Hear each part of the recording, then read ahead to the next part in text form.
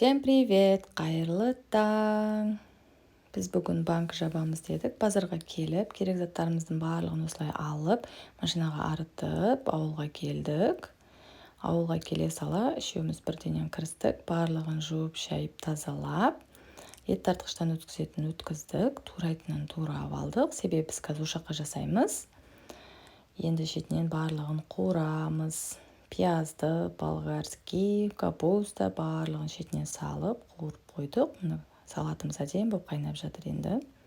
Үйге кіріп, тез беті қолымызды жуып, обедімізді ішіп алайық дедік. Банкі дайын болғанға дейін мен мына бау-бақшаны аралап қайтайын дедім. Әдемі болып тұр, жап-жасыл болып. Керемет таза ауа. Барлық банкілерімізді жауып болдық. Енді үйге қайтуыма тура келді. Қызым қазір ет сап қойды. Мен келе сала тез қамырымды илеп, тынсын деп қойып қойдым. Етімен хабар алайын, керек заттардың барлығын осылай салдым. Тез енді қамырымызды жайып, етімізді салып, осылай зәрдегін жақсылап құйдық. Етті салып, картошкасын салып, жеп аламыз. Ас болсын.